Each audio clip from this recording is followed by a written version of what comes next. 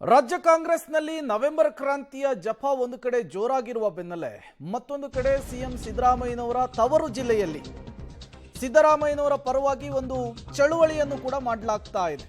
ಸಿದ್ದರಾಮಯ್ಯ ಅವರನ್ನ ಬೆಂಬಲಿಸಿ ಮೈಸೂರಿನಲ್ಲಿ ಅಹಿಂದ ಹೋರಾಟ, 5 ವರ್ಷ ಸಿದ್ದರಾಮಯ್ಯನವರೇ ಮುಖ್ಯಮಂತ್ರಿಗಳಾಗಿರಬೇಕು ಅಂತೇಳಿ ಪತ್ರ ಚಳುವಳಿ ಆಗ್ತಾ ಇದೆ. ಸಿದ್ದರಾಮಯ್ಯನವರು ಪೂರ್ಣಾವಧಿ ಸಿಎಂ ಅಂತೇಳಿ ಹೈಕಮಾಂಡ್ ಘೋಷಿಸಬೇಕು.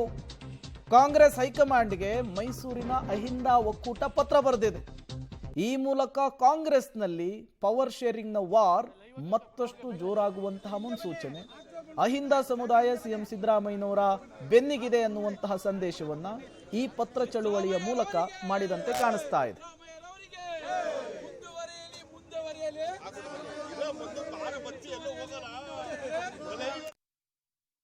ಇವತ್ತು ಕರ್ನಾಟಕ ರಾಜ್ಯದಲ್ಲಿ ಮುಖ್ಯಮಂತ್ರಿ ವಿಚಾರವಾಗಿ ಬಹಳಷ್ಟು ಗೊಂದಲದ ಹೇಳಿಕೆಗಳು ಆಗ್ತಾ ಇದೆ.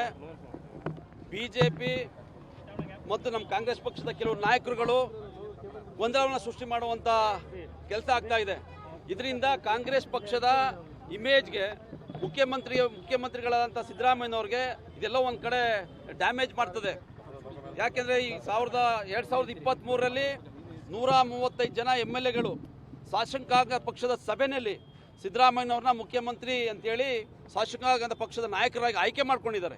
2.5 ವರ್ಷಗಳ ಏನು ರಾಜ್ಯದಲ್ಲಿ ಮುಖ್ಯಮಂತ್ರಿ ಬದಲಾವಣೆ ಅಂತ ಗೊಂದಲ ಆಗಿದೆ, ಅದು ಅಂತ್ಯ ಆಗಲಿ ಅಂತ ಹೇಳಿ ರಾಹುಲ್ ಗಾಂಧಿ ಅವರಿಗೆ ಪತ್ರದ ಮುಖಾಂತರ ಸಿಎಂ ಮುಖ್ಯಮಂತ್ರಿ ಸಿದ್ದರಾಮಯ್ಯನವರ 5 ವರ್ಷಗಳ ಕಾಲ ನೀವು ಮುಂದುವರಿಸಿ, ಮುಂದೆ 28ಕ್ಕೂ ಸಿಎಂ ಆಗಬೇಕು ಅಂತ ಕಾಂಗ್ರೆಸ್ ಪಕ್ಷದಿಂದ ಸಿದ್ದರಾಮಯ್ಯನವ್ರನ್ನೇ ಮುಂದುವರಿಸಿ ಅಂತ ನಾವು ಕೇಳ್ಕೊತಾ ಇದ್ದೀವಿ. ಒಂದು 4-5 ಜನ ಹೇಳ್ತಾ ಇರ್ಬೋದು ಸರ್, ನಮ್ಮ 138 ಜನದಲ್ಲಿ ಒಂದು 18-20 ಜನ ಹೇಳ್ಬೋದು.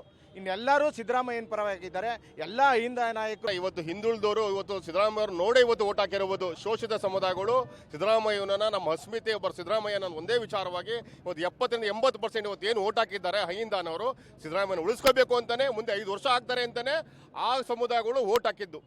ಇವತ್ತು 2 ವರ್ಷ 2.5 ವರ್ಷ ಅಂತ ಅನ್ಕೊಳ್ಳಿ ಕೆಲವು ಅಲ್ಲಿರುವಂಥ ಶಾಸಕರು ಗೊಂದಲ ಸೃಷ್ಟಿ ಮಾಡಿ ಇದನ್ನ ತೆರೆಯಲಿಬೇಕು ಅಂತ ಹೈಕಮಾಂಡ್ಗೆ ರವಾನೆ ಮಾಡ್ತಾ ಇದ್ದೀವಿ. ಮೈಸೂರು ಜಿಲ್ಲೆಯಿಂದ ಇಡೀ ರಾಜ್ಯದಲ್ಲಿ ನಾವು ಇದನ್ನ ಹಮ್ಮಿಕೊಂಡಿದ್ದೀವಿ ಕಾರ್ಯಕ್ರಮ.